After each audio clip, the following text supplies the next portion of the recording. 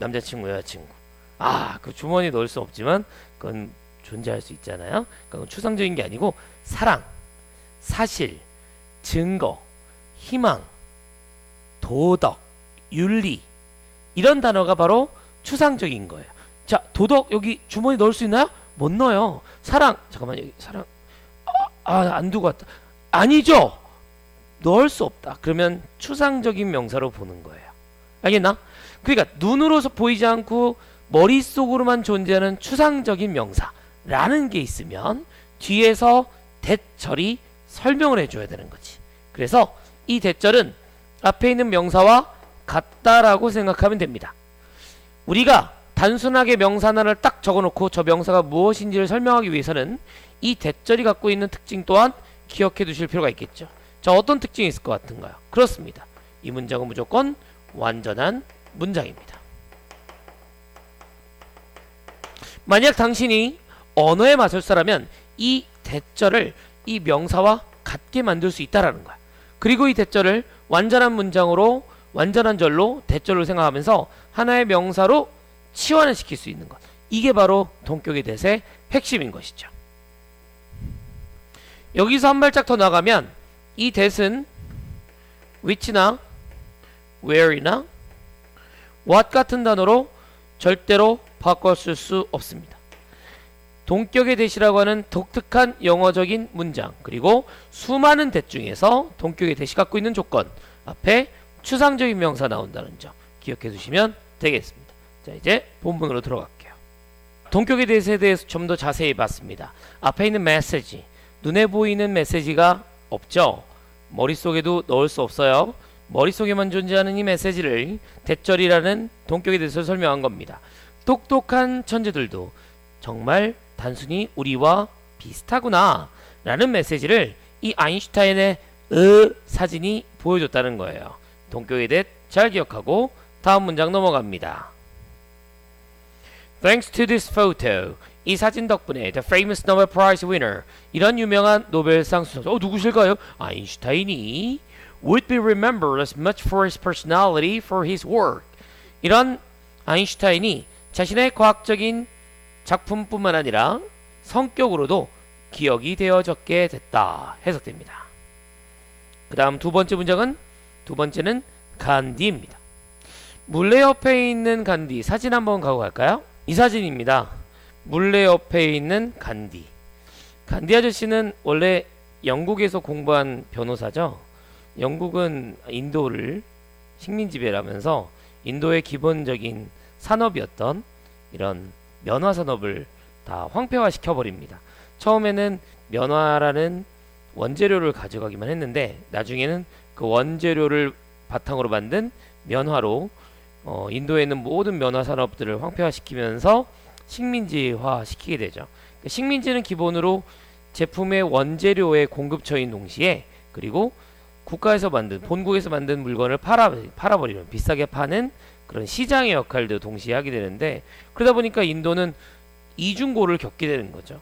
한마디로 우리나라가, 뭐 어떤 사람들은 일본 덕분에 식민지 근대화론을 주장하는 병신 같은 사람들이 있어요. 근데 그런 거는 말이 안 되는 게, 일본이 우리한테 2배 뽑아 먹은 겁니다. 일단 쌀 싸게 가져갔죠. 금광 만들었고 석탄 캐갔거든요. 그 상태에서 일본에서 대충 뭐 오덕 같은 새끼들이 만든 다음에 우리한테 비싸게 판 거예요. 그게 어떻게 식민지와 근대화론입니까? 정신 못 차리는 거지. 어쨌든 화내지 말고 돌아서 이 사진을 보면 이분이 책을 읽고 있습니다. 간디가 되게 무서우신 분이에요. 일본, 뭐 영국에서 막 탄압을 합니다. 사실 영국은 자그마한 나라고 인도는 엄청 크잖아요. 전 세계에서 두 번째로 인구 많은 나라잖아요. 인도를 영국이 엄청 관리를 잘했고, 또 중간중간에 사람들 막 이간질을 시켜가면서 잘 관리를 하던 터였어요. 이걸 이 똑똑했던 변호사 출신인 간디가 모를 리가 없죠. 인도인들에게 희망을, 그리고 인도인들에게 정신적인 지주가 돼서 이렇게 여러 가지 투쟁을 하는데, 독립을 앞둔 이 인도인들에게 이 물레 사진을, 물레를 하고 있는, 실을 뽑고 있는 사진을 보여주게 된 겁니다. 자세한 이야기는 글에 들어가서 설명드리겠습니다. 1946, Mahatma Gandhi was an ideological leader soon to be independent India. 곧 독립하게 되는 인도의 정신적 지도자였던 마하트마 간디. The thin and frail man reading a paper in this picture. 이 그림에서 신문을 읽고 있는 아주 얇고 마르고 허약한 남자는 gave a message to the world that 대절이라는 메시지를 주게 된다. 대절이라는 메시지라 했으니 어떻게 연결될 것인가? 앞에 있는 메시지를 뒤에 있는 회색의 문장이 동격이 돼서 설명하는 것입니다. 단순한 삶과 독립이라는 것은 바로 모든 인간이 추구해야 하는 것이라는 메시지를 줬다는 것이죠. 자, 중간에 있는 to the world는 꼭 이렇게 눈치 없게 나오는 부사예요. 세계에 주는 메시지인데 어떤 메시지냐면 단순해야 된다. 옷 안 입으셨잖아요. 신문 읽고 있었죠. 독립, 똑똑해야 되는 겁니다. 책 읽고 있어야 되죠. 밖에서 무슨 일이 발생하는지 알아야 되는 거 아닙니까? 근데 그것이 바로 모든 인간이 추구해야 되는 것이다 라는 메시지를 전세계 방방곡곡에 주고 있었다는 것이죠.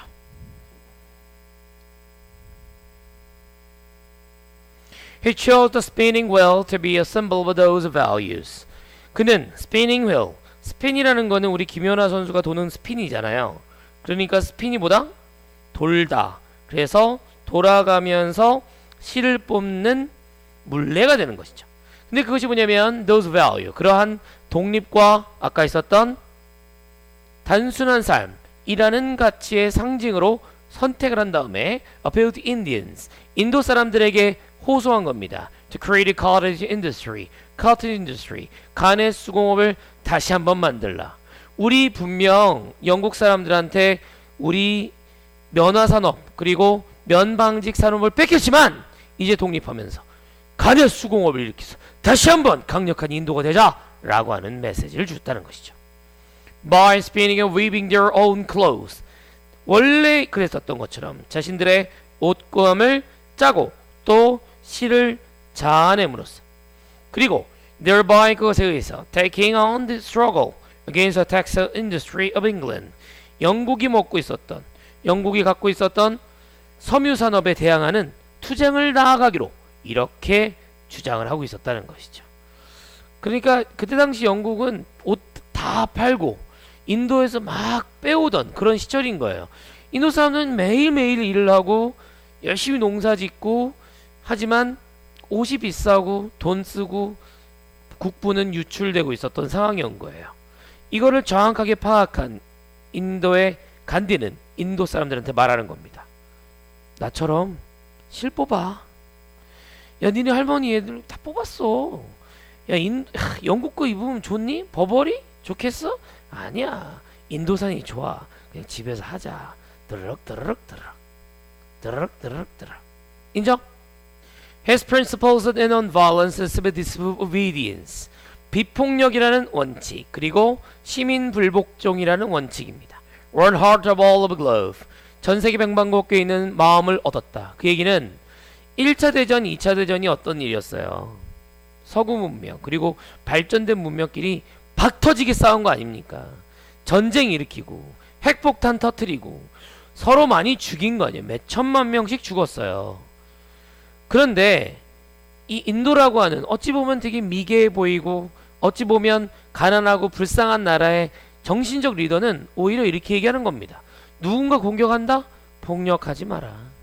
누군가 공격한다? 말 듣지 마라. 내가 할 수 있는 방법으로 시민 불복종 운동을 하자.